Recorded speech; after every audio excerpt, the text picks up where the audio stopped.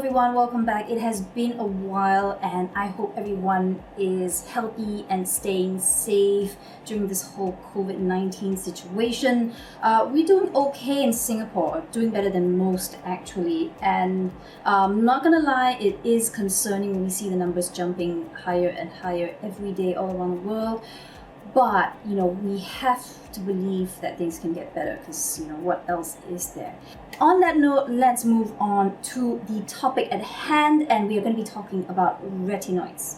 All this came about because I was recently talking on IG stories about getting back on Tretinoin cream for hyperpigmentation and also fine lines and texture. Now, this is not the first time I am using Tretinoin, popularly also known as Retin A to a lot of people. My first experience with Tretinoin or Retin A was as a late teen. I was actually prescribed it by a dermatologist to deal with acne problems. And that is what Tretinoin cream was originally made for in the late 60s, early 70s. Now, as the years passed and more tests, more clinical trials, more studies were done, people started to notice that besides treating acne, something about Tretinoin was making skin texture better, was making skin tone look great, it was getting rid of melasma, acne marks, hyperpigmentation, as well as fine lines. Fast forward to today, 40 years on, countless independent clinical trials later, this is one of the 2 or 3 products in the world that you can claim to have anti-aging or age-reversing properties. Before I go into more detail, let me simplify a few basic concepts for you. What we are talking about here is vitamin A, specifically retinoic acid. Retinoic acid is a critical component in our body. It's like a little lock, it fits into receptors in our cells. We need retinoic acid, or vitamin A, for tons and tons of important processes in our body. Now, we do get it naturally by consuming vitamin A containing foods like carrots, spinach, and all that. However, as we get older, we are synthesizing it less efficiently. We sometimes have bad lifestyles, bad eating habits, we're not getting enough nutrition, and most of it is being portioned off for use in sort of critical areas of the body. So a very tiny amount of it gets delivered to the skin, but it does get delivered to the skin. Why my interest in retinoid at this point in time? I am 38 years old, my dears. I need all the help that I can get. I have to say, I got a good head start. I have been using sort of low SPF daily lotion since I was a teenager. Thank you, Mom, because she bought me all those Olay moisturizers with I think like SPF 15 or 19. So I wasn't always good with my sun protection and moisturization, but I did do a bit of that. Now, I really got into skincare around maybe 21-ish, and I also started using antioxidant serums at that point. About late last year and early this year, I really started to look into retinols. And I kind of wish now that I have done all that research that I had started on retinol just a little bit earlier. Now, I did try retinols maybe about 5 years ago, and then I kind of dropped it like a hot rock because it was my fault. I dived in too hard, too fast. Paula's Choice 1% retinol treatment, straight onto my skin, consecutive nights, I started getting bumps and a reaction, and I just kind of threw it aside and didn't want to touch it anymore. Now, I have to credit Sunday Riley for getting me to dip my toes back into retinoids maybe a couple of years ago because of Luna. Now, Luna is not a true retinol or retinoic acid product. This uses a sort of an ester called HPR, hydroxypinacolone retinoate. More on this later, but it is quite a bit more gentle than the typical retinol products that you find on the market. So it allowed me to kind of get over the fear and just start paying attention to retinol products once again. First important thing that you need to remember about retinoids is you are in it for the long haul. If there is any anti-aging product that claims you will be able to see results in 1 or 2 weeks, chuck it. Now, with prescription strength retinol, it can take up to 3 months to see a noticeable difference, but you will tend to see a very noticeable difference in 2-3 months. With the over-the-counter products, retinoids, retinols, retinaldehydes, it can take 6 months to a year to see results depending on how strong the product you chose is and how your skin responds to it. The other thing that's really, really important before you start any retinoid product is start slow, start low, and use it consistently as often as you can. So generally speaking, using a lower dose, gentler retinoid that you can apply daily without any issues is likely to give you better results long term than using one really strong, really harsh product that your skin just cannot accept and then having to take a break for 1 or 2 weeks waiting for your skin to recover. Now, consistency is the key.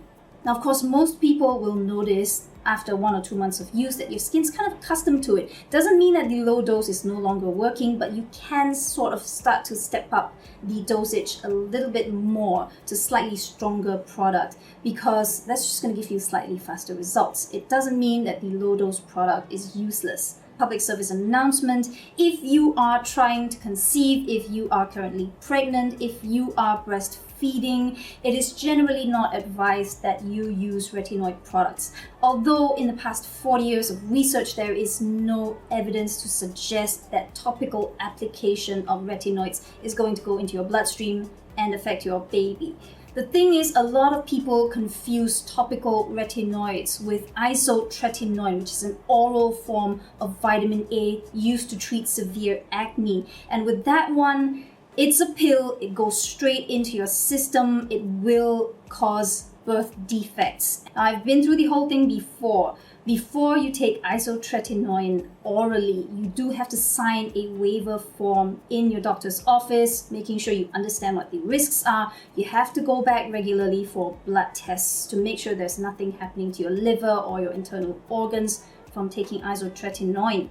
Now, it's weird to even compare that level of dosage with something that you apply topically in a small amount to the surface of your skin. It just isn't enough active ingredient, but most companies want to avoid any potential for lawsuits or issues, so they basically just say, if you're pregnant, if you're breastfeeding, just avoid all retinoids. So far, the risk level seems to be extremely low, but it's not up to me to tell you what risk level is acceptable for you. So your body, your choice. Now, there are 4 common forms of retinoid products on the market, and the main difference is how many times the enzymes in your skin or your body needs to break them down to convert them to their most usable form, which is retinoic acid. Obviously, the strongest and most effective form that you can find would be Tretinoin cream. These come in different concentrations. Low dose would be 0.025, which I have here. The mid-strength would be 0.05, and then the strongest one is 0.1%. Your skin does not need to break it down to start using it, so once it applies, a lot of times you feel a little bit of a heat to your skin if you're using quite a high dose. The second form of retinoid is a retinal or retinaldehyde. This requires a one-step process to convert it to retinoic acid. So it's one step away from tretinoin, which makes it a little bit gentler. The one that I have here is Arcona Advanced A Serum. Very sadly, this product is no longer available for sale at Sephora in Singapore. So, well, you can look into a retinol product by Medicaid, which I hear a lot of good things about. But I wish they would just bring this back because this is a really, really good formulation. Now, the third form is the most common, and that is retinol. When you apply retinol in your skin, it first needs to be converted into retinaldehyde, and then it needs to be broken down into retinoic acid before your skin can use it. So then the next question naturally is, will retinaldehyde necessarily be stronger and better than getting a retinol? Now, the answer is not that simple because it depends on our body's conversion rate, and that can differ from person to person, which is why it's not possible at this point to say, oh, 1% retinol is equivalent to 0.05% retinol. We just do not know know. The speed is definitely a little bit different because retinol does not require a two-step process to be converted to retinoic acid. In my personal opinion, both forms would probably work pretty well if you're using a pretty strong dose. Accurate way to check for yourself would just be to get 2 different products and then see which one your skin responds to more. The reason retinol is pretty much the most common and popular option among retinoids is the fact that it is still strong enough to see results in a reasonable amount of time, but not so strong that the majority of the public wouldn't be able to tolerate it easily. Now, even among retinols, there are different concentrations. So 0.1, 0.2% would sort of be considered a low-dose gentle retinol. 0.3% to 0.5% is about mid-strength, and then the 1 to 2% are considered really high-strength. Another very, very important public service announcement, and where a lot of people get tripped up by the marketing on the packaging, is 2% is the legal limit for retinol in over-the-counter products. In fact, 2% in any retinol product over-the-counter is very, very rare. The one that I've seen, I think, is Dr. Brandt, and Peter Thomas Roth also has a 1.5% retinol product, and those are pretty blinking strong. If you do see a 2.5%, 5%, be sure to check the label, check the ingredient list, because more likely than not, it is a retinoid blend, a retinoid solution. It is not actually true retinol. Generally speaking, if you're dealing with first signs of aging, you could be in your late 20s or in your 30s, 0.5 to 1% is pretty much good enough for daily use. Now, Paula's Choice Clinical 1% Retinol treatment with peptides and vitamin C is pretty much my favorite of the moment because the price point is a little bit high at 80 plus Sing dollars, but it's still reasonable for the concentration and the formulation. Now, what I love about this is that even though it's 1% retinol, it doesn't feel all that harsh on the skin.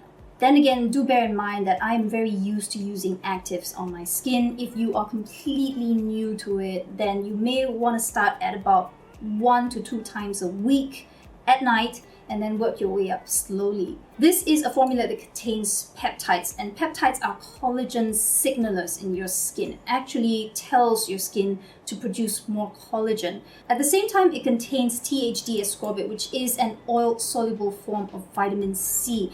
Now, the thing about vitamin C and retinols is not that you can't use them together. They actually work beautifully together. The problem is vitamin C is acidic in its water-soluble form. It tends to sensitize the skin. So you have one sensitizing agent plus another sensitizing agent. A lot of times people's skins just go crazy after that.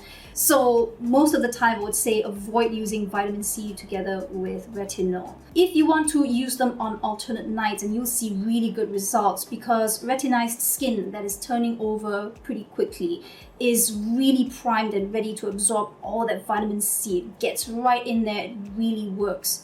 However, if you're lazy, you just want one product that contains everything, then use something like this that contains THD ascorbate because it's less harsh, it is not as acidic, it's not going to sensitize the skin that much. It still gives you the benefits of collagen boosting, brightening, melanin inhibition of regular vitamin C, but it sinks in a little bit more and it doesn't clash with retinol, which is also oil-based. The other product that I have been using for quite a period of time now is a-passioni retinol cream by Drunk Elephant. Now, this has its share of critiques. It is expensive for one, and two, it contains a ton of other products besides the retinol, which for some people could be potentially sensitizing, or it could end up clogging the pores because this is quite a rich formula. I think I would suggest this more for people who have slightly drier skin and you need your retinol product to have a little bit more emollients in it because this is pretty rich in plant emollients.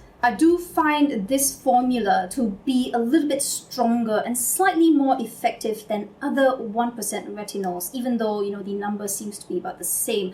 So I cannot tell you why. Maybe my skin just likes this formula in particular, but I do also know a lot of people who have issues with this. I'm not sure whether it's because of the other ingredients in there that makes people more sensitized to it. Not everyone likes this, so buyer beware.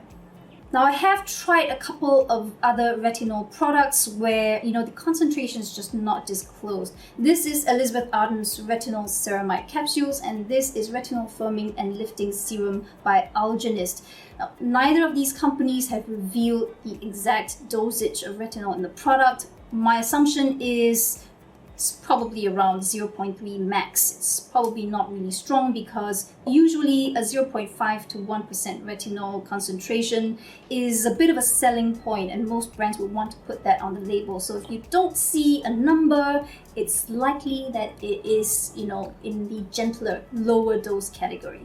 Just from personal testing as well, I've not experienced any irritation with either of these products. I cannot say that I noticed a ton of difference because, when you are used to using stronger products, this is not going to do a whole lot for your skin.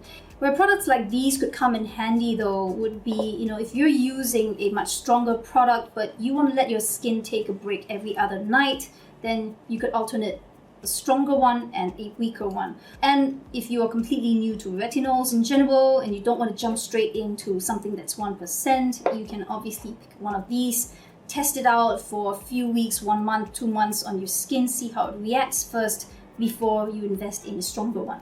Because the next question is it necessary to buy a retinol eye cream just to use specifically around the eye area? Now, these tend to be slightly gentler. They usually come in an encapsulated form like this one from Peter Thomas Roth. This is 1%, but it's micro-encapsulated retinol, so it's slow release. Instead of all hitting your skin at once, you get little doses of it over a few hours, so your skin tends to be able to handle that a lot better. However, is it really necessary? My opinion is you probably don't need a retinol eye cream. The thing to remember is retinoic acid spreads in the skin after absorption. So imagine dropping water onto a sponge. The water's going to hit the surface and then it's going to spread. And it's going to go a little bit further than the direct area where it entered the sponge. Same with retinoic acid. Now, you can apply your retinoid product around the orbital bone area, around the cheekbone, up to here.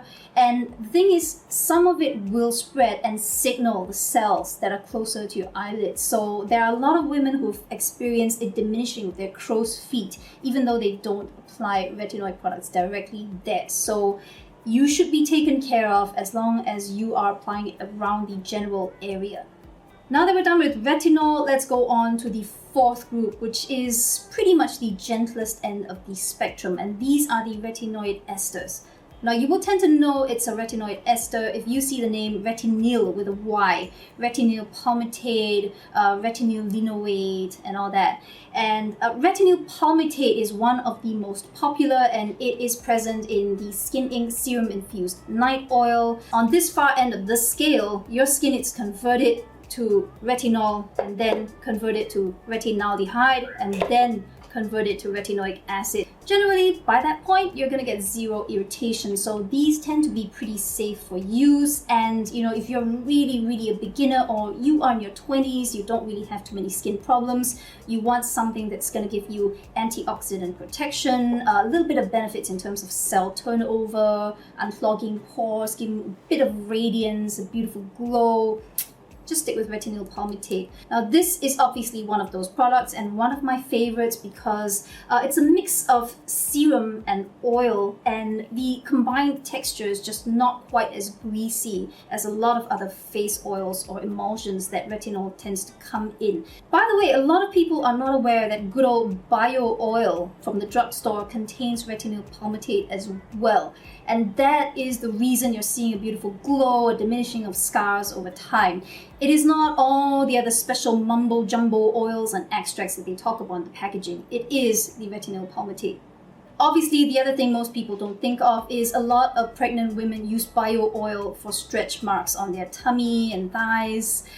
It is a retinoid. The thing is, it's so low dose and so gentle. By the time it gets broken down into retinoic acid in your skin, how much do you think is even going to get close enough to your bloodstream?